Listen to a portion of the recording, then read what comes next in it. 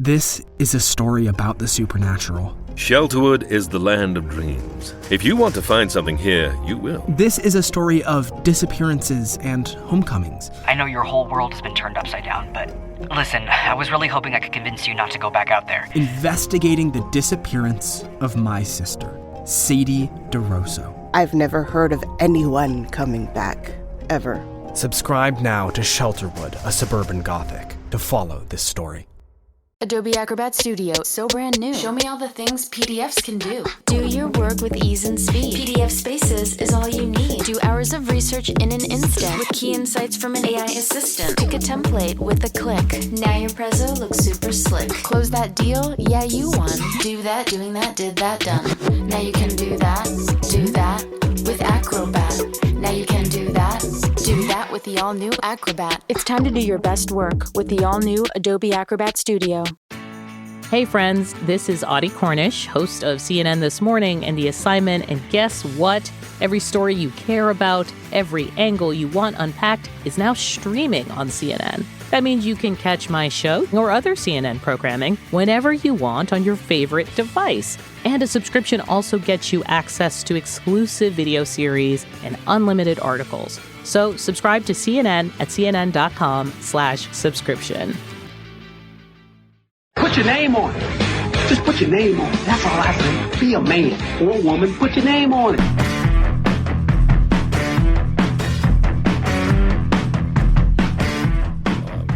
Welcome to the podcast, Mr. Allan Havey. Is that mic close enough to your face? Gee, I hope so. How do I sound? Hello, I'm Johnny Cash. I'm good. Hello, I'm right. John. Joe Prano's here. Meet Joe. Hi, Joe. Oh, I've met Joe. I started Joe's career. That's true. I thought that was me. No. Joe's had some false starts. Yeah, no, and it's a big step back now. Like a fucking... The people who have failed to start my career, a list that is long and distinguished. Corolla, Mohr, Havey. Yep. Who else? Oh, we don't want to lose listeners before we get going. Yeah. Allan, listen, you've been on the podcast before, but I don't know if I said it then, but it's worth repeating because it's probably a new audience. And first of all, hello, Substack subscribers. Thank you, thank you, thank you. You were, when I was in high school and I was going from New Jersey into the city to do the Comedy Cellar 1:15 a.m. spot on a weeknight. That was you. You were the constant, kind guy that was always nice to me. And I'd go up there and fucking bomb in front of like Israeli students. There'd be 7 people total, 4 Israeli students. Known as Hamas now. Hamas. Hamas. And you were just always cool. Oh, wow. You, Bill Grunfeld, there was always like a little... Grunfest. Grunfest? Yeah. Grunfeld? Grunfest. Epstein? Cohen? Oh, I turned down lunch with Epstein or dinner with Epstein. Why? I had a chance. How long? Tell us the whole story. It's more story, so give it some legs. Let's hear it. No, you know Bobby Slayton. Yeah. He was friends with Epstein back in the day. They met. And Bobby goes, I didn't know about any women. You didn't tell me about women. But they were having dinners with Woody Allen. And I said, Bobby, that tracks. I never would work you for anything, but if I get a chance, if I could sit down and break bread with Woody Allen, that'd be great. So he called me, all right, Havey, it's Memorial Day weekend. It's me, you, Epstein, Woody, a couple other guys. I said, great. And I kind of read about Epstein. You know, I call Bobby, I can't go to this dinner. Because all that stuff happened in Florida. This is before it really broke big. And then I think Woody canceled because it was a Memorial Day weekend, and then, of course, it never happened. Cancel it last. But I heard Allan Havey's not going, so, why be didactic? But how does Bobby Slayton meet Jeffrey? I don't know. He met him, after a club date or in Vegas or something like that. But, Slayton wasn't a part. He'd never been to the island or any of that stuff. I think Epstein, along with Ghislaine, his girlfriend, they like comedians. Wow. I never got an invite. I would have probably went. To the island? Why not? No, why? I'd rather go to Saudi Arabia and do 15 minutes. Yeah. I'd rather open up for an executioner. Yeah, I think I've done that. So, yeah, the comedy, I can't believe that he was rolled with Epstein. And it makes, people really do like us, comedians. And it's like, I think there's that thing. I was watching your Letterman special from 87, the first one. 86. Let me tell you something. November 13th. Not that I remember. that exact, without changing a single word of that performance, that exact set would kill in 2025. It didn't age a hair. It's incredible. And when you open going, thanks for the applause, I like that.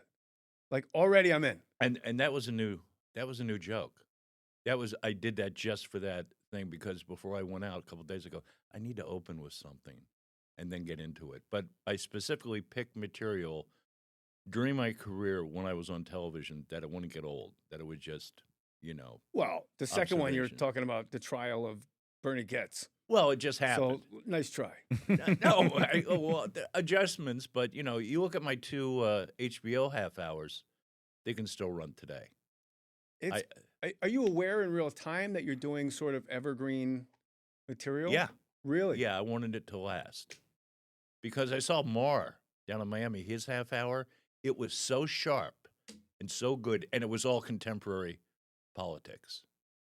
So as good as it was, I knew it wouldn't last, but then, what happened to Bill Maher? He's become like the voice of reason. Has he? Yeah, him and like Stephen A. Smith from ESPN. Like there's these guys out of nowhere that were like super lefties, and now they're just like sort of dead in the middle, just calling bullshit on both sides. It's kind of refreshing. Did you ever do? Yeah, but that's because they get better ratings. You're probably right. Yeah. That set, when you talk about, I like getting applause, thank you. It's the only job, and I've always marveled at this, it's the only job where you get applause. Yeah. Like you go make a copy, nobody in the office gives you a round of applause. And if you talk while I think I said I sharpened the pencil. Sharpen the pencil is way better. Nothing. So good. Now sharpened pencil is not good. It's They're not. like, they think it's a font, sharpened pencil. Yeah. I get my quill out, dip it in. It used to be a bird. This is the quill. He came out of the ass of a bird. Old school. But that's like, don't you think it's weird? Like as comics, like you're 71? 71. 71. You're still in the game. Yeah. Like you said, also, you can't get fired. Right. You can't. You said that on your web series. What is the name of the web series before I butcher Best it? stand-up advice I know. The best, and I can't wait to get into this with you. The best stand-up advice I know. Comedy's the only job you can't get fired. You can get boxed out of a club, but there's 50,000 other clubs, and you get to just shit talk the club to the next club. They can pick you up and carry you outside and throw you into the street. You dust yourself off, you go to another club, go to the next gig. Have you ever bombed so hard you thought you were fired from show business? No. Really? No, but I have bombed hard, and it's embarrassing. Here's the analogy of bombing. I got two, but I'll give the first one. You jump out of a plane. You pull the parachute. Doesn't open. Okay, then you go to the emergency chute. That doesn't open. So you're falling, and you look down, and you try to find a haystack or a lake, but you never hit the ground. You just keep falling and falling. And then when you get off stage, you walk home, you're falling. The next day you wake up, you're falling. And it's not till your next set where you get a laugh, you hit the ground. Whew, shoe comes out. Yep. And what's the second analogy? Oh. 'Cause that one's tough to beat. Yeah, that is. It's almost, real quick, you wake up. But I can be as dirty as I want here, right? Yeah, dirty? yeah. Okay. I was at a dinner party with my girlfriend when I first got to New York. New girlfriend. She was 32. I was like 24. She was older, hot, opened me up sexually. Just the perfect person to meet. I went to a dinner party, and it was all professionals, lawyers, a dentist. And they were very condescending. She said, Allan's wants to be a comedian. He's going out to clubs. I go, oh, that, like, I'm joining the circus. Yeah. Real condescending assholes. So this dentist says, what's it like to bomb? I said, okay, you got a kid in the chair, right? You got to pull a tooth. It's tough. It's not coming out. So you go get your pliers. You're pulling the tooth, and you yank the kid's head off. Then the blood spray from his neck knocks your diploma off the wall. Then you look out in the waiting room, and your wife is blowing all the guys you knew in high school. Then you jump out the window, and the kid's head is calling you a loser. But it's not the kid's voice. It's your father's voice. That's what it's like to bomb. Your father, then he's next blowing everybody from high school. It is amazing. But I would. Well, I mean, you bombed at the Cellar, right? Well, yeah, but it's in hindsight, it's not even bombing. There's no recipe for success. There's 6 people. They're spread out in the polar opposite ends of the room. Right. There's 2 people 5 inches from your knees, and they've been there since 7:30, and they're trying. And people are walking. Those were tough nights at the Cellar when they had to drag people up the street. Yeah, well, obviously they didn't try that hard. They were just like, it's 1 a.m, screw it. And it was always Laura Keitlinger had the 1 a.m. 12:45 spot. I'd have the 1:15 spot. Look at you dropping names. And David Tell had the 1:35 spot. It was, and he requests that spot. Yeah. He likes to go up when it's like all. When I go back to the Cellar and work in New York, he's always going on late. He likes late. And I remember Manny, Malcolm Dorman. Rest in peace, brother. Yes. Was going to, he mentioned someone, I can't have Attell here anymore. He wasn't doing well. And a waitress came up to him and said, Manny, don't get rid of Attell. Some waitress, I don't even know who. Probably Kathy. So he listened. He listened, and of course, Attell went on. I always thought Manny knew it was all absurd. He seemed to be in on the joke that this was all ridiculous. He's running this crazy successful restaurant, the Olive Tree, in ridiculous location. He's got the Cafe Wa next door. Well, it's a great location. You can have a walk by McDougal Street. People are walking by. People were like, what's this? Warren Beatty was walking by one night, and what's this? And didn't walk in. So it turned out to be a great location. I don't know of a better location. Yeah. Like the foot traffic alone is going to make you $1 million. Absolutely. But Manny always not seemed at the beginning. Really? Yeah. When did it open? I have no idea. 81. And you were in, that's when you started stand-up, right? Yeah. Same year. Jesus and Grunfest. Christ, I was in 6th grade. I know I'm an old guy. Don't rub it in. But you know what? My knees are fucking great. Oh, fuck you. I haven't pulled a ligament. I've never been to rehab. I got through the cocaine storms. I don't have little fucking dogs to calm me down. Yeah, the one in your lap. Oh, I love this. Isn't dog. she ridiculous? Yeah. She wouldn't leave you alone until you picked her up. I know. Well, she probably smells my cat. She don't give a shit. She likes people. She doesn't care about any other animal. But the Cellar, 81. That was, you would go down there and be like 15 people. And Manny would tell the waitresses, if you're not serving, sit down, like you're part of the crowd, just to make it feel full. And Manny loved comedians. He was fascinated by comedians, which made it great. And he wanted to make that place a place where comedians and artists would hang at the end of the night. And he planted that seed, and now it's an orchard of oak trees. I mean, it's the hottest club, I think, in the world. It is ridiculous. Joe, you'll be able to play there one day. I did, and now I don't. But I did. I mentioned you to ask you. Did, and I. Hi, Jay. It's SD. Could you do the 10:15 spot on Saturday? I know it's short notice. Manny, Jerry was here. He had the chicken. He loved it. He loved the chicken. Yeah. Are you still going across the street for Barry Cats? There was like an almost rivalry. Yeah, I did that club a couple times. Oh, the Ski Lodge. Jesus Christ. That's where my Saturday Night Live audition was, the Boston Comedy Club, and the air conditioning went out. It was in July. I went up 3rd, and they left halfway through the 4th comic. So, but you got on SNL. Yes. If I went on 4th, nothing. Did you go into Lorne for? I never had an audition at 30 Rock. I did stand-up at the Boston Comedy Club, and then 2 nights later, they were going to Stand Up New York, and they wanted to see me again. And the next night, I was flying to Catawba, North Carolina, to do a college with Anthony Clark. And so Anthony Clark. I don't fucking believe it. So I kill, and I'm staring at them in the back left corner. I know it's Lorne Michaels, it's Marcy Klein, it's Michael Shoemaker, Sandler's back there. This is at Stand Up or North Carolina? Stand Up New York. Okay, yeah. And after every impression, I wanted them to know I wasn't afraid of them. So I just stared into that corner of the room. Like, I'm wearing sweatpants. I came from the gym. I'm wearing sweatpants and a Chapman lacrosse t-shirt. I had 2 beers. I go on, the odds of getting this are 0, so relax. So then when I walk, 2 beers? Maybe 3. God, that's a no-no, dude. Yeah, who cares? Okay. Back then. Wow. But everybody else had like their comedy shirts and their pressed pants where they roll up the cuff. The Mark Pitta. Yeah. Outfit, Oh, the perfect outfit. And I'm like, well, all right, you guys all look the same. I'm the only one that stands out as a guy that's fucking out here slinging dick. But doing you my had life. the impressions. Yeah. I did Andrew McCarthy. That was my first. I did Arsenio. I did Joe Pesci and De Niro in Raging Bull, but if they were Batman and Robin. When do you stop beating, you fat bat fuck? You like your belly's hanging over the bat belt. You broke the fucking bat pole. That shit always works, man. It's a straight rip off of Ben Stiller's original show. Did you ever hear Bing Crosby do the Beatles? No. I read the news today. Oh boy. Oh boy. Yeah. I read the news. So when I walked off stage to the right, I passed everybody from Saturday Night Live. They weren't in the back left corner. They were in the back right-hand corner. Oh, you were looking at the wrong people. So I spent the most important 8 minutes of my life staring down a real estate agent from Patchogue, Long Island. This guy's back there with his wife like, what the fuck's going on? But then, and then Marcy Klein ran out to the sidewalk and said, you can't leave. Lauren wants to meet you. And I was like, well, I got a flight in the morning, so he's going to have to skip to it.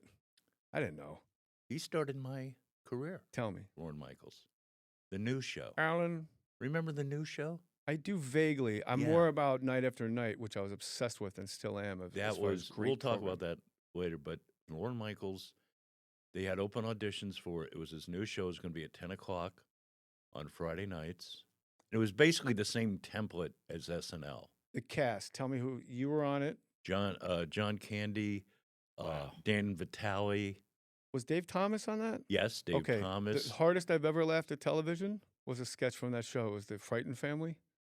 Yes. And every time the doorbell rang or something happened, they all their hair went up. And their hair went up. They rigged their wigs to go up in the air. Oh, they worked on that for days. It was worth it. It was I'm almost crying right now. It was I couldn't believe life could be that good as a high school. What year? Like 84? Yes. 85? 84. Like fresh in high school, I don't fit in anywhere. And all of a sudden this program comes on. I was in heaven. So the audition, they saw every comedian and their brother. And I went, and I was scheduled to go on last in this group. And Dan Vitale went before me. And Dan Vitale was a hot comedian then. And he goes in for 2 minutes. It comes out white as a sheet, even whiter than he usually was. And I look up, he goes, he said, I can't go back there. Buck Henry's in there. Because Buck Henry was part of the cast, one of the writers. So he walks away, and then I walk in, stand up, and there's about 30 people in there. And Buck Henry, Alan's wife, Belle, Lauren's wife, Susan Forstall, I recognize Jim Downey, and Lauren said, hang on a minute, Alan, I got to go outside. Went outside to talk to Nanny. So I'm just standing there, and Buck Henry says, tell us about yourself. So I reach in my back pocket. My dad had sent me a mimeograph of my college degree. You might need this, Alan. Take it with you on auditions. So I pulled it out. I unfolded it. I go, I don't want to brag, guys, but I'm a college graduate. And I showed it to Buck, and he goes, wow, that's quite impressive. And they were laughing. And Lauren walked in, and I folded up, put it in my pocket. Lauren goes, what was that? I go, sorry, that's only for Buck. Big laugh. I did 15 minutes. Because I was the last guy. I was just making stuff up, doing my act. I was killing. Because you were relaxed, like the same MO. Yeah, and not only that, the guy in front of me had tanked. Because they were all tense. So I said, guys, I can't go on anymore. That's all I'm going to give you today. If you want to get a hold of me, I'm opening up for Pat Paulson down in Atlanta. And then I went back a few times, and I got the gig. Where did you guys shoot that? Started at CBS, wound up at 30 Rock. CBS in New York? Yeah. Where was that? Was 57th Street? Yep. Wow. I had to give Steve Martin. What lives we have. Oh, my God. 1 minute, I'm walking around doing stand-up. The next day I'm working with John Candy and Steve Martin, Gilda Radner. Just like, boom, my life changed. It seems impossible the new show didn't make it. No, it was pretty bad. Not that Frightened Family sketch was the single funniest thing I've ever watched in my life. They had some great sketches. And I had to give Steve Martin the longest straight line in history. And during rehearsal, I panicked. I blew it. Steve Martin's looking at me, pissed off. It's like having Santa Claus angry at you. And the line I had to give him was, sir, air defense is on the line. They've sighted unidentified missiles and are ready to launch a massive retaliatory strike. Oh. And then he goes, oh, neat, big laugh. So between rehearsal and air, I practiced that line for 3 hours. That's why I know it today. And I got through it. But it was a great learning experience. I mean, how did you say it when it was the show? I killed it. I set him up. I said, Oh, I thought you said you blew it.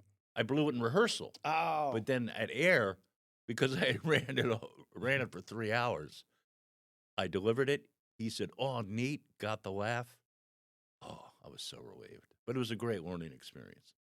It really is when you're around people like that. People ask me, like, how was Saturday Night Live? It was very uneventful because I wasn't emotionally at all prepared. Like Jim Downey would say, you should go to the guys' offices and do your impressions for them. And I was like, what am I, a fucking door-to-door salesman? But that's Really? exactly what I should have done. Yeah. I should have just went, hey, just done this guy, that guy, that guy, just so you know. And I was just like, ego, getting in the way of everything. But when you do a sitcom later in life and the writers are kibutzing and they're like, we can't make this work, you come over and you go, yeah, remove this entire page, have her start with my line, and I'll just come in here, and then everybody just looks at you like, oh, it just works. Yeah. There's a math that gets embedded into your brain when you're in that type of a situation. It's a real, you get a PhD in writing just being around comedy at that level. Certain comedians can do that.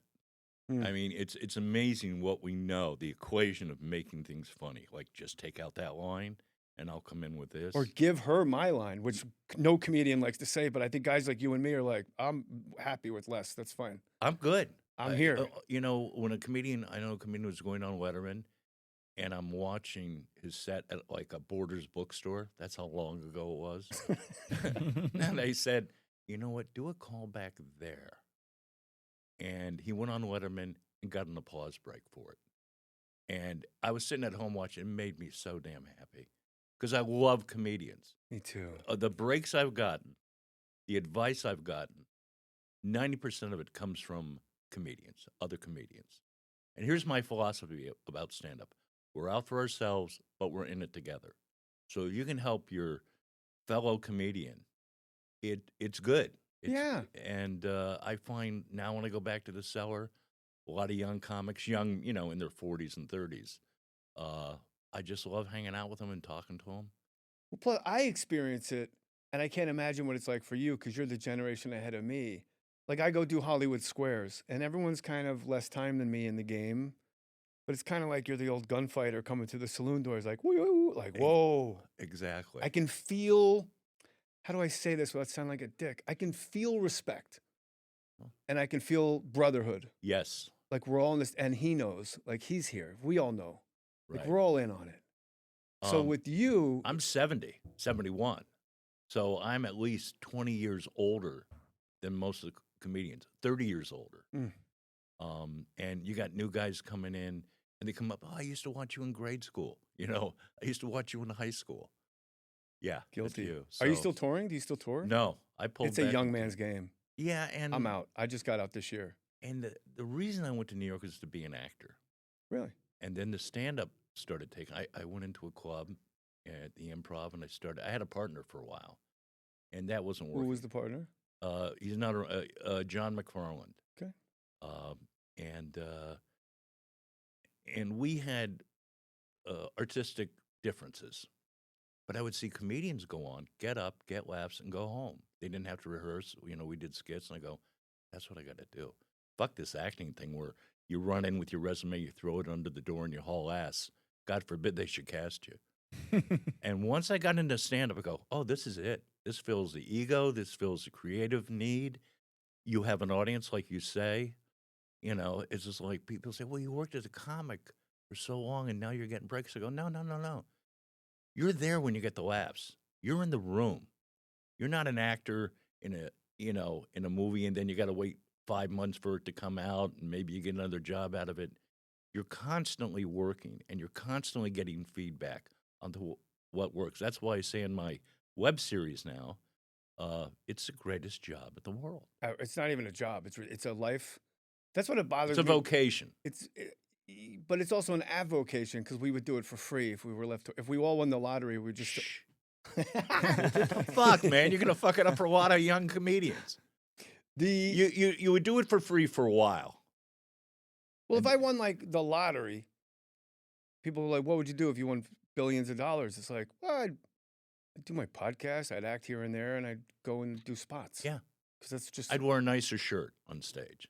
Yeah? That's what I would do. Yeah, if you had $1 billion. I'd go into Barney's and just give me that shirt. Barney's does have the nice ass shirts.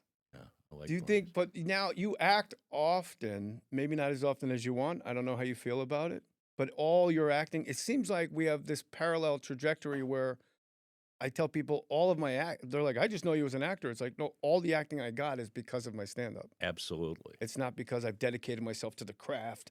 Like I just memorize my lines, go out there and I talk. I have no process whatsoever. Well, that college degree I was talking about, that was a BFA in acting. I went to Florida State. No, they were a top theater school in the In the Panhandle of Florida. Absolutely, Really? right below the Panhandle. I was so uncomfortable when I performed at Florida State. It was like when David Duke was running for president. There's a lot of David Duke bumper stickers and Oh yeah, Rottweilers in the back of pickup trucks. And I was like, I might get beat up because I know black people. Like it was rough and tumble.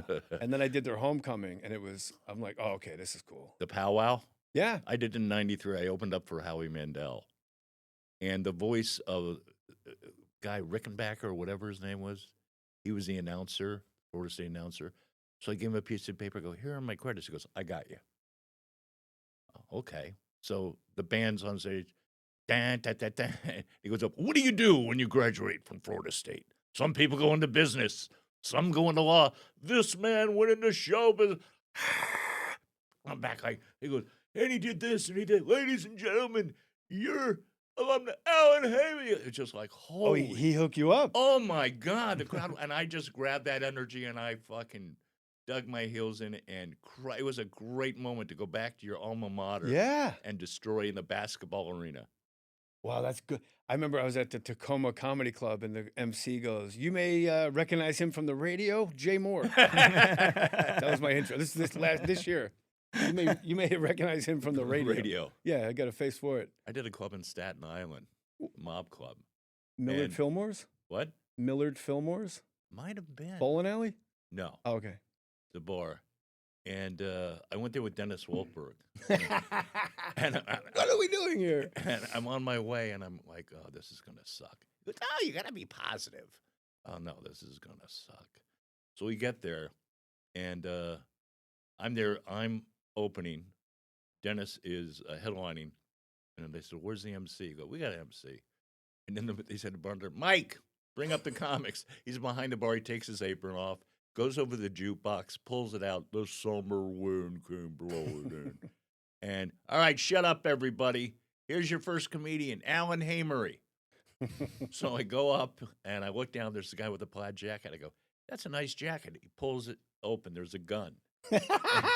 And he says, yeah, keep talking to me. I look up over the tops of the crowd. I smile, and I go through my act with a big smile on my face. Yeah, and survival. Then I bring up Wolfberg because we're tag teaming, and he's coming over. I go, don't talk to the guy in the jacket. No. And he gets off. He goes, that was hard. Why were you smiling the whole time? I go, guy showed me his gun. Let's get the fuck out of here. Oh, my God. I did Millard Film. By the way, if you grow up in New Jersey, Staten Island's like going to the moon. Like when you cross boroughs, like from Queens to Brooklyn, I'm like, I don't know what. Where in Jersey? Verona, Montclair. Okay. Yeah. There was a Rascals in Montclair. Right. Oh, Rascals in West Orange, next town over. Oh, one of the best clubs. First place I ever did stand up. Oh, really? At noon. Oh, wow. In that big ass basement. They had a matinee? They just said if you're a teenager, what the fuck are you laughing at, Joe? I was just thinking about how I do all my spots at noon. Yeah. Like that's when comedy happens, right? Sure. Yeah. I wish, to be honest with you. You ever do the matinee show on Sunday at the Comedy Cellar? No. 2:00, great crowd. I would love it. But Comedy and Magic Club does 6 p.m. and in the summertime, that's like a matinee. Yeah. And that's right up my alley at 55. That's what I've been doing now. Just I go to Hermosa as much as I can, and then when I go back to New York, go to the Cellar. I just did an hour there, and it was one of the greatest gigs of my life. Thursday. Oh. Joe was there. Okay. Joe you did great, by the way. My wife's like, Joe's really funny. Oh, yeah. Everybody's shocked when Joe's funny. Yeah. No, Joe's a real legit guy. I get some real mutts out on the road, and Joe's a guy I should bring with me. I recommended him to Esty at the Cellar. I don't like him, Alan. No, he's an anti-Semite. He's okay, but the mustaches look like porn. I would love if that was the review. Esty was kind of hot. Back in the day? in a like, yeah. Oh, yeah. Like you couldn't look at her without imagining like Tel Yeah. Aviv, 1975. Like, oof, Yeah. you must have been with that giant bush. You must have been something else. Take it easy. I'm still getting booked there. I was about to say I'm not, but I don't think this is gonna help. Yeah, it's not going to help. No, Take it out. Esty, very, very sexy. What do I care? Yeah. Can't book me Esty any was less. very cool to me always. They were Yeah. all, I don't know what it was. I was this high school kid, and I would drive into the city for that $15 in the shawarma. Oh, the shawarma. I remember I turned you on to your first piece of shawarma. Yes, you did. We're sitting at the bar, and you go, "What's that? Try it." And Jay eats it and goes, "Oh, my God." It was like, discovering bacon or something. I didn't know. Yeah, that's exactly a great analogy. Yeah, it was that good. And then you just go up there, and I remember the waiters. And then I got 2 roommates from that. Lewis was a waiter there, and he's like, "We need a roommate." It was him and his boyfriend, and they had a giant apartment on Avenue B, way down, like 13th between B and C. Mm-hmm. Yikes! But it was like 2 floors, something you'd see in like Hannah and Her Sisters or Manhattan. Like it was a Right. crazy beautiful apartment on the inside. Right. And they had a Rottweiler and a Doberman, but they were club kids. They'd leave the Comedy Cellar, go to the Limelight, and they'd come home at 8:30, 9 in the morning, crash out till 7 p.m. And the dogs just start looking at me like, bro, like, well, this is fucking crazy.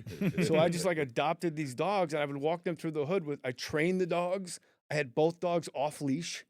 Wow. Remember Tompkins Square Park when Giuliani brought in the bulldozers and Yeah. just bulldozed all the homeless people out? And there was riots, and I had my dogs at the riots. And on the way there, I remember drug dealers like, "I'm going to put a cap in that dog, man." I said, "Well, you better be a good shot. There's 2 of them." And I just kept walking. And there was the police and the protesters start clubbing the shit out of each other.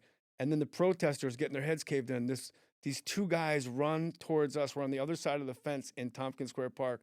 They hop over the fence. They land in front of me and the dogs. And they hop back over the fence to run back into the street with the cops. Just 2 dogs off leash looking up at them like fucking they were hot dogs. So, all right, you're from Jersey. Yeah. You get an apartment in New York, even though it was in a war zone. Paradise. Yes. Paradise. Yes, I was in Hell's Kitchen in '79. With my cassettes, my music, Mm-hmm. fucking Velvet Underground, and some shitty weed. You're in Manhattan. That's all I wanted to do is get to Manhattan. I came from Miami. So people thought I was crazy because New York was going broke. It was '79. And I moved. I got a roommate in Hell's Kitchen, 4th floor walk up. Nice little apartment. We each had our own space. He was out of the house at like 9 in the morning, back at 9:30 at night. I'd wake up at 10, and I'd be going out at 8. So we never saw each other. Yeah. It was a mansion on the hill. And my friends from high school go, "This is a shithole." I go, "You kidding me? I'm in Manhattan." And then every friend that you went to their apartment was like a different, like visiting a different country. Yeah. Like I remember going to Mark Cohen's, like he's on 20th Street. Like I'm on Avenue B. He's on, and then going to somebody else's apartment on like the Upper East Side, and you're like, whoa. And every apartment's got a different layout, and you get fascinated. I remember Mark Cohen just had this railroad apartment, but he had a couch set up like a regular home, like a Wow. couch and a TV, and we'd go watch the fights there. And I'm like, you can really live in Manhattan. I don't have to have a mattress on the floor. No. Of all the people Mark Cohen showed me, you could have furniture. Yeah. When Mark Cohen's an adult, you got to get your shit together. Yeah, fuck it. That's where I was going. Thank you for crystallizing my thoughts. So when I did Staten Island, I did Millard Fillmore's. It was a bowling alley. And they don't stop bowling for the show. You just hear, and I got heckled. By the way, that was a great sound effect. Yeah, I'm working on my Michael Winslow story. Wait till you hear my AOL dial-up modem.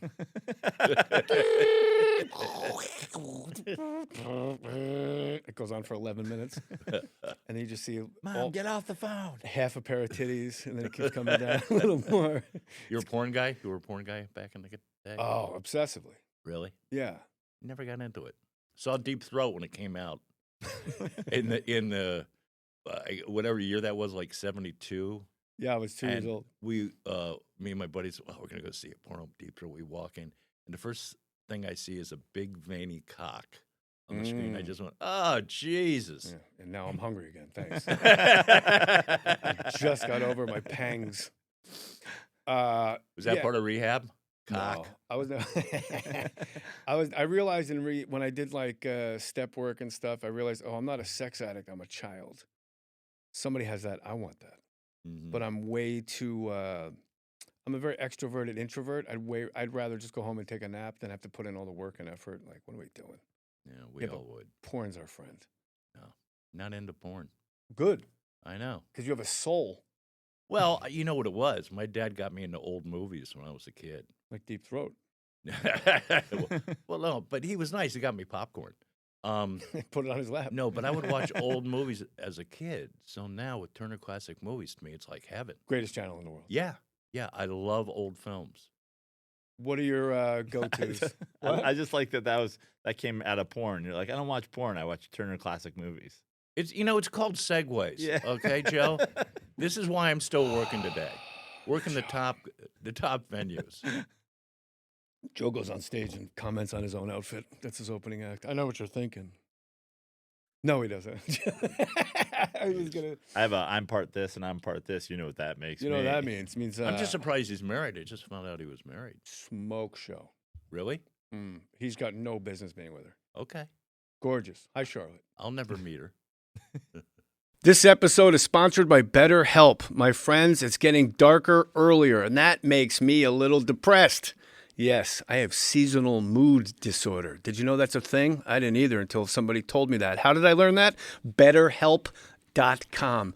BetterHelp.com. This month, don't wait to reach out. Whether you're checking in on a friend, and you better be checking in on your friends, or reaching out to a therapist yourself, BetterHelp.com makes it easier to take that first step. Our listeners of More Stories get 10% off their first month at BetterHelp.com. BetterHelp.com/more stories. That is your promo code. You can live the best version of you. My friends, this is a call to action. It is time to get well, to get better, to get great.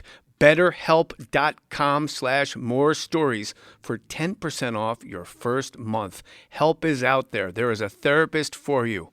Thank you. Oh, yeah. Time for a Lucy break. Lucy Breakers, 100% nicotine, always tobacco free. When do I use my Lucy? Whenever I want, really. Whenever I want some good mint flavor, because that's my favorite flavor is the Lucy Mint. These are 12 milligrams, people. Get together with me in enjoying these Lucy Breakers. Level up your nicotine routine with Lucy. I said that like Harvey Keitel. Let's level up your Lucy nicotine routine. Promo code J, J-A-Y. You're going to go to lucy.co/JAY and you get 20% off your first order. Lucy.co/J. Enjoy your Lucy Breaker. Thank you, Lucy, for sponsoring this podcast. And here comes the fine print. Lucy products are only for adults of legal age, and every order is age verified. So don't try to cheat it. Warning, this product contains nicotine, and nicotine is an addictive chemical. This episode is brought to you by Paramount Plus. Paramount Plus has movies. So many movies. The movies you've seen 1,000 times and could watch 1,000 more. Iconic movies your friends can't believe you haven't seen. New movies, classic movies, new takes on classic movies. So whether you're into Top Gun or The Naked Gun, Mean Girls or Mission Impossible, Smurfs or Sonic the Hedgehog, there's a mountain of movies to discover on Paramount Plus. Start streaming today. Go to old, like Turner Classic Movies. I remember I was at the Mohegan Sun. I'm like, this is so boring. I'm in this stupid hotel room with the snow outside, and I got to kill 15 hours till I get on my plane. The original Dracula came on, and I was like, oh, the hotel gets Turner Classic Movies? That's the biggest bonus to life on the road. Absolutely. With the big goofy bat, you can see the strings and shit. Yeah. I went up to Seattle once. I had to go a day early to this gig. I'm driving to the hotel. And I see this sign. This is like, 10 years ago with a marijuana leaf. I pull in and I go, I'm from California. He goes, you're 21. It's the first time I could actually buy marijuana at a retail store. Yeah. Holy shit. Then I get to the hotel, big TV.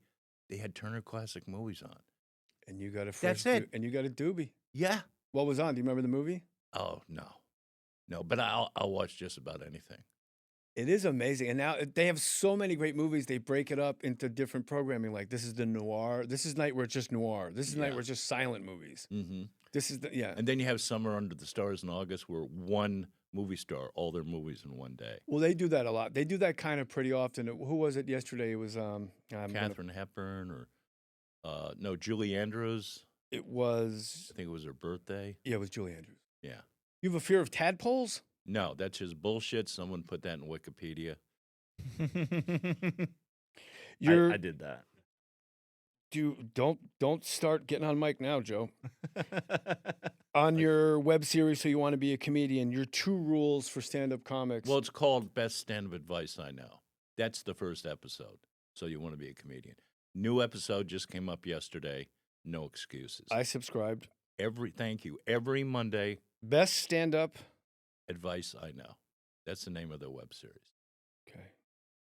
I liked your first one. I'll see the second one later. The 2 rules: don't steal, don't go over your time. That's it. I would add a third. Go ahead. Do it again. Do what again? Go on stage again. Like repetition. Oh, yeah. Well, that's, yeah. Some people have. Does it bother you? No, that's the wrong phrase. It bothers me or amuses me slightly towards annoyance when guys go like, "Yeah, I'm going to start doing stand-up comedy." And I'm like, "Yeah, I've dedicated 40 years, every cell of my body to it. Yeah. Why don't you just hop in at 38? That'll be great." Yeah. But who am I to piss on somebody's dreams? No, you can be any age you want. A lot of people get into it late. I started at like 27, 28. That's pretty late. Yeah. Yeah, it was. Who started the latest and got the most successful? Do you know? There's some guy, I think he's dead now, up in San Francisco. He started in his 50s and got pretty successful. But some guy who might be dead now. No, I know he's dead. Really, I met him once. Really I was fascinated with him. And I said, "Hey, how'd you?" And he goes, "What is this? 20 questions?" I go, "Sorry," walked away. 2 years later, he was dead. So it seems like Denver always has a 70-year-old opener. Some like hippie guy or school teacher guy comes out like, "Hey," Denver's a big like old, like but they're always funny. Yeah, a lot of these guys are going up doing old guy jokes. That's fine. Old guy jokes. Yeah, funny's funny, right? Yeah, if you get a laugh, that's it. Make it funny. You can talk about anything you want in stand-up. That's another thing I like. What's right with comedy right now, and what's wrong with comedy right now? What's right with comedy is just like it's everywhere. There are clubs everywhere. And it's even bigger than the boom was back in the 80s. No way. Yes. No way. I'm telling you, there's there's no bowling alleys with mob guys with guns in their jackets. The point of that story was I got heckled and I started going back and forth with this guy, not realizing it was Chuck Wepner, the Bayonne bleeder. Rocky, right? That's that's who he based. The Bayonne bleeder. And then once I realized who it was, I go, "Chuck, I kicked your ass before. I'm 18 years old. I weigh 130 pounds. I go, I kicked your ass before, and I will kick your ass again. Sit down, shut up, and let these people." And the whole place goes like this. And he stands up. He goes, "The kid's all right." Yeah, wow. And they're all like, "Yeah." Well, I wrote a story in the book I Killed, put together by Rich Scheidner and I love Rich. And I think it was Mark Schiff, where I played Less this. so. I played this mob club. I see him all the time. Mob club in Westchester, and I had the best Italian meal I'd ever had in my life. It was unbelievable. I go down, half civilians, half mob. I mean, split, where was this? Right up in Westchester, in the basement. Woman sitting up front. She's got a wig on, and her real hair is kind of sticking out. She's got a corsage, and I was right about the buster. I go, "Excuse me, sweetheart. What's the corsage for?" And out of the corner of my eye, peripheral vision, it's the best thing that God ever invented. Wow. This guy gets up, turns and looks at me like a gorilla, just started staring at me. She goes, "Today's my birthday. What's your name, sweetheart?" "Marie." "How about a hand for Marie, birthday today?" I go, "You remind me of the fine women of my parish back in Miami." And then I go on and do my Catholic bit. Guy comes over later. "Hey, you made my mother's night." He goes, "If you would have said one bad word, I was going to put you in an oil drum." I go, "Vinny, what did I say?" "You were going to put him in an oil drum." "Oh, you fan." He took $500, puts it in my pocket. "You thank me, I'll fucking kill you." Now, can you imagine if I had said anything derogatory? I'd be dead. I saw him out of the corner of my eye. It's like she died. Oh, The no. dog, for the listener that's not watching this on YouTube, shame on you, first of all. The dog wants to be pet so bad that she'll throw herself backwards so you can rub her tummy, but she threw herself backwards off the chair. Yeah. And we just laughed. She's a good girl. Jay Leno told a story where he was at a club, a mob club, and somebody heckled him, and the bouncer came over and stabbed the guy in the thigh. And the guy's like, ah! And he runs out of the club. And then like a month later, the guy gets arrested. And he calls Jay Leno up. He goes, I was wondering, hey, it's fucking Tommy. I'm the guy that helped you that night. And he wanted him to testify for him. And Leno's like, what do you mean help me? You fucking stabbed the guy. Yeah, I can't do that. Have you guys heard about this? Have you heard about this in the news? I saw him in '88 at the Bottom Line. Unbelievable. An hour. I had to leave because I had a set, but I saw him for an hour. Just packed material, no dead air. Fucking brilliant. One of the best sets I've ever seen a comedian do. One of the nicest guys. Yeah. It seems like in the late I'll say 2000, the aughts, 2004, 5, and 6, there was like this groundswell of anti-Leno from like hipster comics. And then now, they say that the truth, a lie makes its way around the world twice while the truth is still lacing its shoes. Like now the truth. I never heard that. I like that. I think it's got to be Will Rogers or Abraham Lincoln, one of those herbs. And then, but like now the truth is finally like stretched its legs. It's like history has proven Jay Leno is just one of the fucking good guys. Yeah, and here's the thing that pisses me off. People do this about actors like Larry Storch, back with Half Troop. And then he became a punchline. If you last in this business long enough, people say, oh, he was a has-been. And this is coming from people who never were. People that put down character actors or actors who maybe like Florence Henderson or do you know what I mean? Yeah, I've been called it. They've killed it. They've already succeeded, and they're getting older, and they use their name as a punchline. I fucking hate that. But Larry Storch is a great name for a punchline. Yes, it is. I like when interviewed him on the old show, though. Yes? Larry Storch. Night After Night? Yes. All I hear in my head, I'm going to get to that, is Dennis Miller going, haven't seen a range like that. I got to go back to Larry Storch on F Troop. Yeah. Good guy. He killed himself, didn't he? Who? Larry Storch? Oh. No?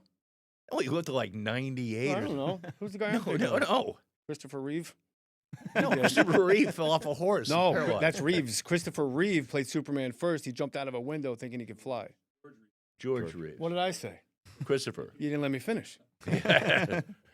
No, he didn't jump out the window. He got shot.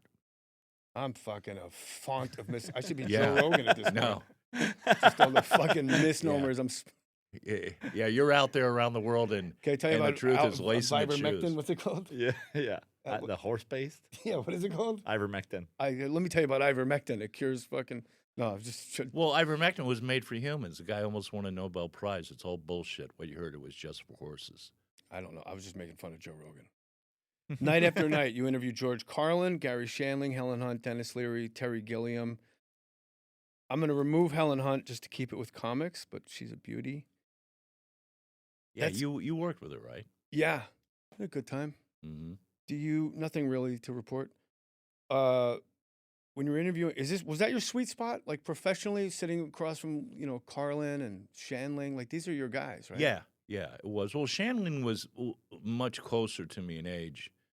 So Shandling, when I was a professional comedian, that's when he was, the next generation up. But Carlin he was the guy. He and Pryor when I was in high school. And when I was a kid, it was Bill Cosby. I had every cassette. To my brother Russell, whom I slept with. The second side's one bit. Wonderfulness. Do your fucking research, Joe. Yeah, Joe. He was just sweaters and rape by the time I was in. No, that's not true. Joe. Oh, but the rape, bad. Non-consensual coitus, bad. And those right, sweaters, Jay? worse. Oh, we're Yeah, what? Yeah. Sorry. Okay, yeah. I was just dreaming for a minute. Yeah, no. I was back to Epstein Island. Jim Jeffries got a great bit. He goes, if you wake up and Bill Cosby's cock is in your hand, that's not your worst day. What a line. Carlin, I feel like I could teach a college course on ethics, science, civics, poetry, English, religion, just playing Carlin clips. Probably. He's a Dalai Lama. Well, Ed, he first came up with a partner. Did you just call me Ed? No. Oh. At the beginning, he came up with a partner. Then he did kind of corny George Carlin. Then he became the long-haired radical. Then that got old. And then he went into his final phase, which was, the culture like boom. You're boom, all boom. diseased. I kind of like it when a lot of people die. Well, Kennison, I think he saw Kennison and said, this guy's going to pass me, this guy. Yeah, I've heard George Carlin say that, but I'm very in the minority. Kinnison, young comedian special. I was in high school, holy shit. And then just like, there's nothing new there to me. I saw him in Fort Lauderdale with 30 people in the room. I'd never seen him before. Holy shit. Yeah, convince me otherwise. Good. I know, he was fantastic. Yeah. And women were pulling their husbands out of the room like kids from Toyland. Like the husbands wanted to stay, and the wives are pulling their husbands out the door. Really? Yeah. Go ahead, go home. You're pussy whipped. I opened for him at Tulane University in 1990. I've been doing stand-up 4 years, and he was incredible. But it was kind of like a Guns N' Roses type situation. Like this machine's taken on far too much weight to succeed. There's like 30 guys, 8 of them went up on stage. Oh, he has entourage? Yeah, his brother went up and did a little speech, and it was just like, this is not how I want to do it when I get successful. This is like how not to go forward. Thank God. Yeah. You didn't become that successful. No, really. Look at your entourage now. A guy with a cap on, a guy with headphones. This is kind of sad. A guy that goes in the woods and scares campers. Your dogs have more humanity than these two lumps I'm sitting across from. At least I'm not afraid of tadpoles. Bullshit. Lou Avery, Mad Men. How many auditions did you have for that? One. Yeah. Was it like you went in for the whole group of people at once, or no? I went in, and did one episode, and I was very happy because it's my favorite show. Yeah, it was the best show on TV. I told Slattery at the time, who I knew from stand-up back in the day. He's Dean Martin. He's the coolest guy on earth. He is so cool. I said, and a great dad. It would. Well, I don't know about his father's skills, but that doesn't surprise me. I told him it was like, if you told me at 5 years old I was going to be in The Honeymooners, I couldn't be as excited. Yeah. So I did that one episode. Then they called me back to do a final episode. And I was on that, in the elevator going down. Yeah. Then, time's going by, people say, hey, Mad Men call you back? Nope. And then like 3 weeks before they start season 7, he says, my manager, he was at a bar mitzvah, and he goes, can Allan really act? She goes, what do you mean? Yeah. Well, I saw him on Louis, and that's improv. She goes, no, Louis scripted. So I went in for another audition to play, Lou Avery, to play the guy I was kind of playing. And I couldn't walk. Because I knew if I blew this, I wouldn't get on the show. So I called my buddy Brian Koppelman and his partner I love Brian. David Levine. Yeah, Brian's been on. And I said, guys, are you auditioning for Mad Men? I go, I can't tell you. And I don't have any confidence. And they talked to me for a minute and a half, clicked in, went in, killed the audition, and it happened. But if it wasn't for those guys. Koppelman, and who was the other guy? David Levine. What was said in that minute and a half? Man, fuck John Hamm. You bigger than John Hamm, motherfucker. Man, fuck all these white bitches. Fuck that hoe. Brian says, hey, in your set, when a heckler says something and the crowd goes, ooh, and you say, I got this, you got this. This is yours. And then David said, fuck Don Draper, he's a lush. You're the voice of reason. So that's all I needed to hear. That's kind of what Lou Avery's persona was, too. I got this. Yeah. Yeah? Yeah. When I saw you pop up on that, I was binge watching it on, remember DVDs, Joe? Mm-hmm. Before you were born, maybe. And it was like just rifling through, one after the other. And then I was like, whoa, fucking Havey's on here. It was. And then Mary Page Keller was on, who I did a sitcom with when I was 19 years old. She played a mom to Jerry O'Connell. Okay. And I was just like, oh, everybody I love's on this show. It was 2 people. It was great. It was great. I still can't believe it that my character replaced Don Draper as the boss. That was lovely. Where'd you guys shoot that? downtown L.A., downtown studio. Wow. Yeah. How that was the wardrobe fitting just Everything. phenomenal. Everything. Everybody was great. The hair, the way they would put your hair together, the clothes you had on. Those are the clothes my dad wore. I love hair from that era too. Oh my God, it was fantastic. Like Brill cream hair. I worked with all the actors, and I got to work with Kiernan Shipka, which I was happy about, who played his daughter. We had a scene together. She was good. What was her name in this? Sally. Yeah. She was exceptional as a little kid. Yeah. And she's good now. When she starts talking back to January Jones, like later in the series, like, uh-oh. I know. What is mesothelioma? Isn't it kind of a... I don't know the answer. I'm asking you. Skin cancer, lung cancer? I don't know. Lung? Yeah. I think it's lung cancer. Is that the only disease that has its own like commercial, its own ad campaign? Are you kidding me? If You haven't watched TV? Any kind of 17 You're rashes. You're welcome, by the way. I'm welcome what? For the lob. I gave you a fucking T-ball to hit. Oh, Jesus Christ. Is that what you're doing now? Toaster, go. Wow, why is the cord so short? 4? Do you really need all that toast? I thought that this morning. Oh, we're a couple of fucking hacks at heart, aren't we? No. Speak for yourself, buddy. I paid my dues. You did? I worked with props. Did you? Yeah, soap and a rope around my neck. You went on stage with soap and a rope? Yeah, and I pull it out and go, it's great if your pits stink. You just swing it over during the day. Smells great. Soap and a rope. And I had a flashlight back in the day. Keep going. Let's hear it. Darren Carter's people in the front row, don't worry. Comedians, but I get the guys. Boom. You will, hold on. You will not besmirch the name of the party starter, Darren Carter. How fucking dare you? That guy's just fucking good times. I know. Darren Carter, the party starter? It's just a guy that doesn't flash. Oh, I know him. Oh, okay. Yeah, I know him. So I'd pull the flashlight, hit the guy in the back row. Where you from? And people loved it. Was that the genesis of Audience of One, maybe? No. From Night After Night? No, that was somebody else's idea. Nick Audience of Mackay's? No. Although, wow. I mean, talk about the perfect guy to have on your show as a writer and an actor. He's one of the funniest guys I know who's not a comedian. I always thought he was a comedian. He was so funny. Yeah, I he guess could that's the be. best compliment I could give him. Yeah, he could be. But did you see Bookie? No. Oh, it's fantastic. He's in it? No, he created it with Sebastian? what's his name? Sebastian. Sebastian, what's with all the traffic? Have you guys been to Universal Studios? The lines are long. I don't know his stand-up that well, but I thought his acting's really good. No, that's pretty much it. When did you decide to stop going on the road? When I got out to L.A. in '95. Oh, wow, a long time ago. Yeah, but Bud had clubs in Tahoe, in Vegas, in New Orleans. I go, this is what I'm going to do. Yeah.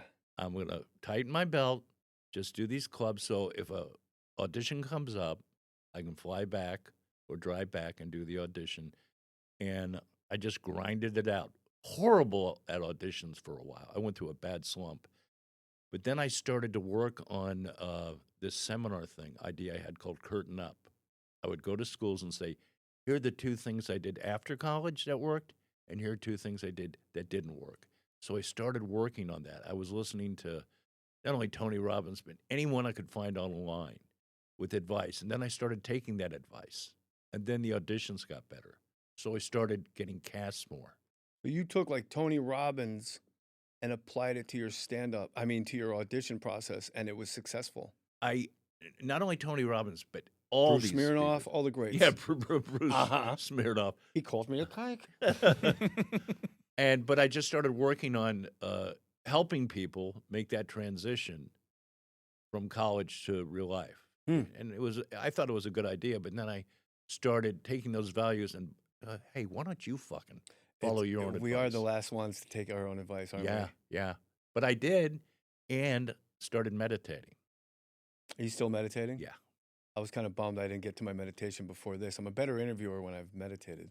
Yeah, I didn't either. I just did my morning pages and hauled ass over here. So we both owe one. We what? We both owe a meditation today. Yeah, no big deal. How long do you go? It depends. I don't have a mantra. I have my own thing. I didn't see a guru. I didn't pay somebody $14.99 to teach me. It's just my mornings are up, meditate, morning pages, and then I start my day. If I meditate in the morning, I fall back asleep. But that happened to the Beatles, and they said Maharishi, I think they go, George is like, when I meditate, I fall asleep. And Maharishi says, you must be tired. Like, it's okay. The only wrong way to meditate is to not meditate. Hung out with George Harrison. Come on. Yeah. What? Yeah. Did a movie called Checking Out. Handmade Films made it. I was in it with Jeff Daniels. And we were shooting a scene in heaven. It was at the Union Station down in L.A. And they were closed, and that was a heaven set. Now, Jeff Daniels, very accomplished guitarist. So he had his guitar with him. George signed it. Then George started playing. And we're sitting in those big green chairs, so I started doing percussion. We sang All Along the Watchtower and a couple other songs. Jeff remembers what the songs were, but I, hung out singing. How do you have the balls to sing? Like, I would be so embarrassed to drum out a percussion when the guy was playing with the Ringo. I can keep a beat. Well, he's sitting there with guitar. I'd been working with him for like 3 weeks a month. Oh, he so was there's a around little the set. familiarity. Yeah, a little familiar. Was he an actor in the movie? No, he did a little part, but you can't tell it was his. No, he was a producer. His Handmade Films. Nicest fucking guy. It was great. The Beatles John seemed to be kind of a troublemaker, but the Beatles all seemed to be like just the coolest fucking guys on it. Met McCartney recently. Tell me. I was in New York to go to the Knicks game, the second game in the playoffs against Indiana. And, I'm just here for the tip-off. And I went to see Glenn Ross. With Bill Burr? Really? And Bob Odenkirk.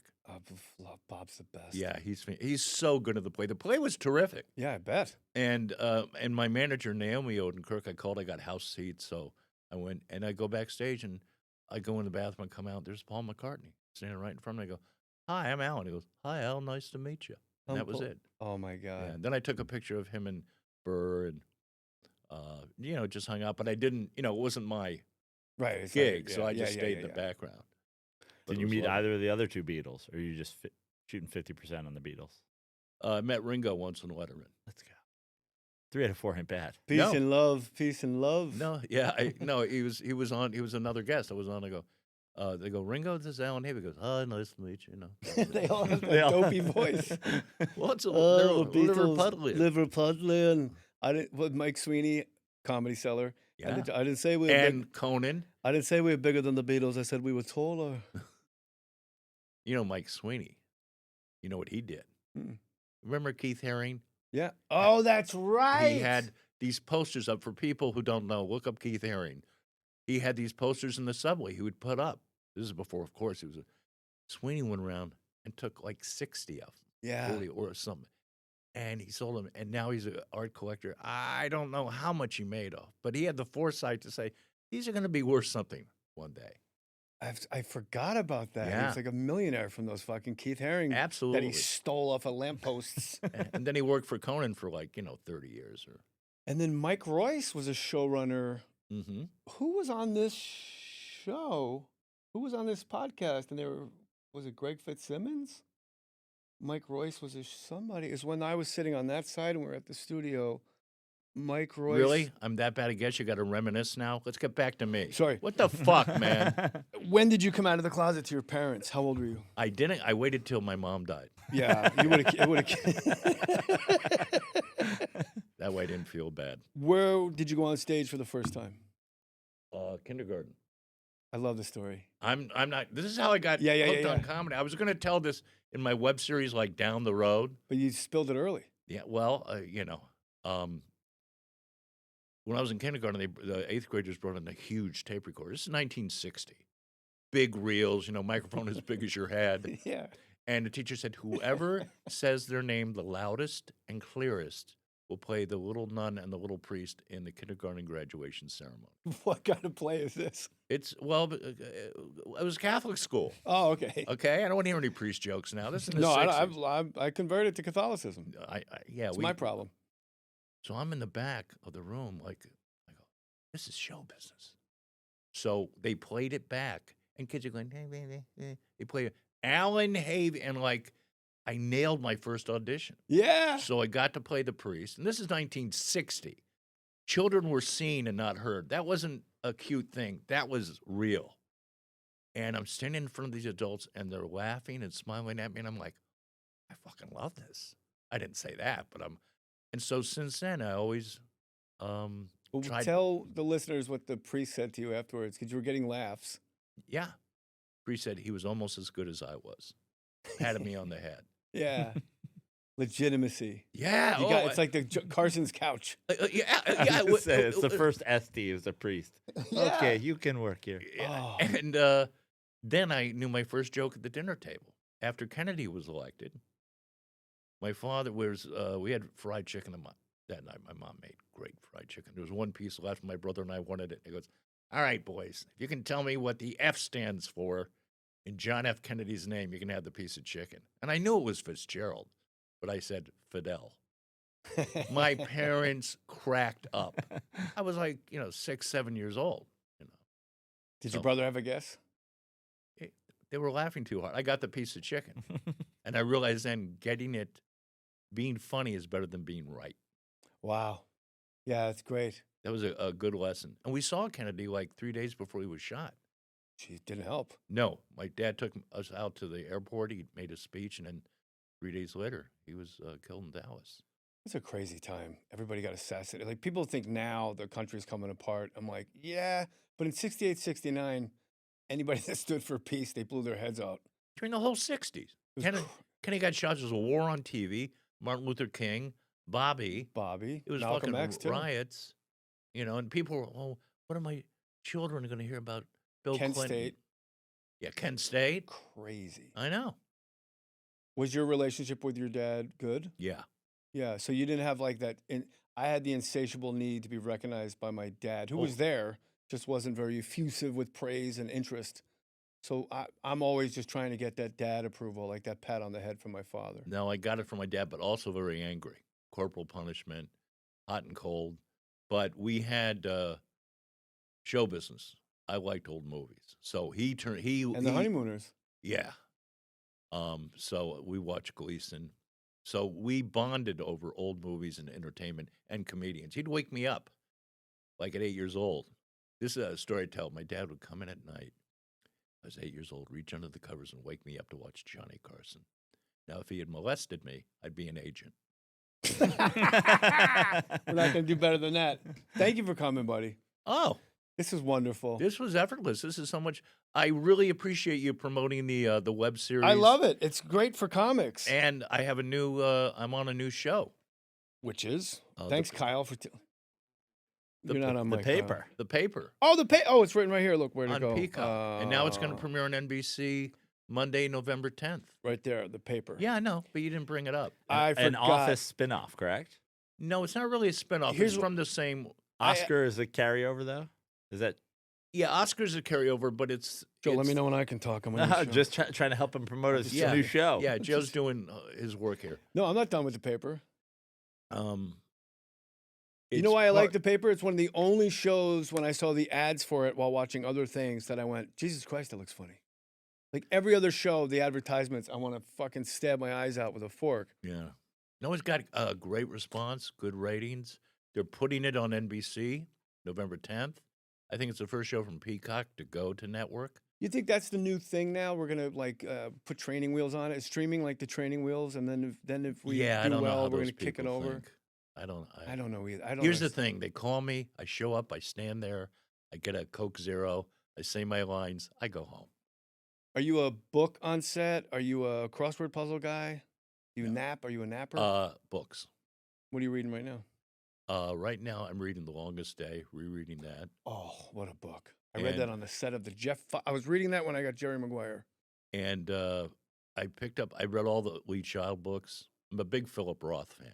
Me too, yeah. And I've never read him, Mickey Spillane. I haven't either. They're so much fun. They're so corny and good. Yeah, it's a lot of fun. And I'm reading the Lorne book. Oh, I have to get the Lorne book. Yeah, the biography of Lorne. See if Anthony Hopkins can send me that one too, Kyle. Who? I got a book in the mail from Anthony Hopkins last night. Are you kidding me? No, it's called We Did Okay, Kid. Was he on the show? No, we're efforting. But he doesn't really do a lot of interviews. But Right. Kyle, Kyle's the man. The Lorne book. I'm reading a Tupac biography now because the author's coming on. Jeff Pearlman's coming on. He wrote Showtime about the Lakers, the Cowboys book, the Mets book. Okay. And I interviewed Tupac. Yeah. On Night After Night. Oh, we didn't even get it. Jesus. Yeah, and nobody can find it. It was on a VHS. Nobody can find it. What was your takeaway from that? Great, nice guy. It was 10:30 in the morning. It was interesting, fun. Because in this book, he's just kind of a dick. Every station of his life, he makes everyone else's life miserable. So chill, so good. It went great. That's nice to hear. Yeah. What did you ask George Carlin? Like, what do you ask a guy? Like, what do you ask God? Well, he wasn't God to me. I had my own TV show at the time. Yeah, Jay. fuck him. My self-esteem is a little bit better than yours. I have great self-esteem. I'm not one of these self-hating guys. I'm waiting for the rest of the world to catch up to how great I am. No, I forget what it was, but it was a good interview. Oh, he loved comedians too. He loved talking to us. He stopped me in Palisades Park in Santa Monica, and he was with his wife. He goes, "Hey, that bit you do about raining on my furniture, could you do it for my wife?" I said, "Oh my George, God!" Yeah, like a salesman. I go, "George, I can't do it in the park." He goes, "Oh, okay." But he loved that. Do you bit. regret not doing it? No, I don't. I didn't want to do a bit for George. It wouldn't have worked. Really?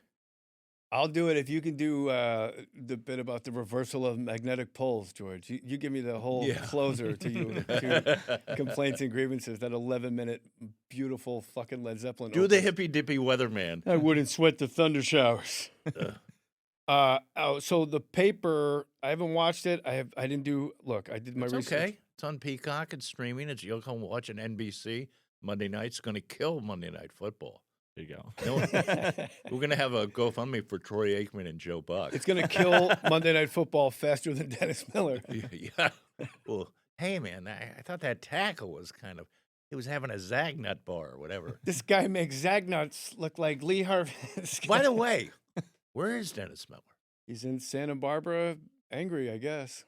I haven't heard. It's a tough combo. It's hard to be angry in Santa Barbara unless you're There's snooty fucks up there. Yeah. Unless you're listening right now, I think you're the best.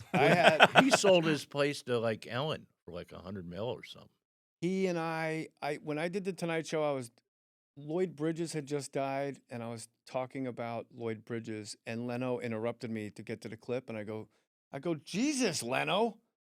And then the next day, I'm at Buddy Hackett's house in Malibu. Look at you. I know. Look at our lives. My God. With George no, Harrison. not my life. George Harrison. And yeah, but that was 30 years ago. So was this. Yeah. So I get a call at Buddy Hackett's house. And I go, from Anthony Hopkins? From Dennis Miller. And I go, hello? And he goes, JM, it's DM. I'm at the DI and LV. It's Dennis Miller. Yeah, at the Desert Inn in Las Vegas. Like, right off the bat, it's like, catch up if you can. Yeah. And I'm like, hey. And he goes, I got to tell you, last night with 2 syllables, you let the world know you didn't think Leno was shit. And I got to commend you, man. And I was like, yeah, okay. And then I was interviewed for Sports Illustrated when he was on Monday Night Football. They started asking other comedians what they thought about Dennis Miller on Monday Night Football. And like an idiot, I gave my opinion. And it was one of only 3 comics in a sidebar. I'm like, it doesn't work. You know, Joe Sixpack doesn't want to hear about Twyla Tharp and Gus Grissom and Apollo 2. And that was as if I pulled a pin on a grenade and shoved it up his ass. Yeah. And then about 1.5 years later, I'm watching Dennis Miller live because I love Dennis Miller. Right. He goes, Jay Mohr. I had a show on ESPN that got canceled. He goes, so Jay Mohr's ESPN show got canceled yesterday. I guess if the little prick was any more famous or relevant, I'd do a joke about it. Like, this guy fucking took me out at the knees. Mm-hmm. Woof. They don't forget. We don't forget. No. Someone slides you. It's an open mic 30 years ago. You remember the motherfucker. If he only knew how much I've listened to Dennis Miller, the Off-White album, as much as any musical album. The top 3 albums in my lifetime, probably Miles Davis, Kind of Blue, John Coltrane, My Favorite Things, Dennis Miller, the Off-White album. Wow. Like over. Yeah. And don't you love I can see where he influenced your comedy. Don't you love the fact that Jack Ruby got into the garage that day? Hey, boss. Well, what about, I don't want to stop, because Gus thought he saw a woodchuck. Gus thought he saw a woodchuck. Yeah. Joe has no idea what we're talking about. I remember when he hit New York and when he hit Letterman, it was like, who the hell is this guy? He was a prop act. I heard at the beginning he was on I never saw Star that. Search with props, which is insane. And I forget who told me. They told me the story personally.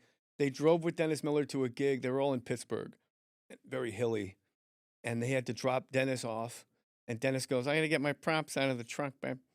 And he gets the props. And Dennis Miller's talking to the guy through the passenger window. And a fucking tire just rolls down the street behind Dennis. And Dennis goes, Jesus Christ, what the fuck was that? I don't know about this neighborhood, man. I got to move out. 6 months later, the guy gets a flat tire, goes to his trunk. It was his fucking tire. Dennis took the spare out and fucking rolled it down the street as a sight gag as he left this guy's car. That's the best. That's great. Havey, I'm going to keep in touch with you because I want to see you at Comedy and Magic. I want to watch what you're doing. Because you're just one of the goddamn good guys in this long fabric of my life.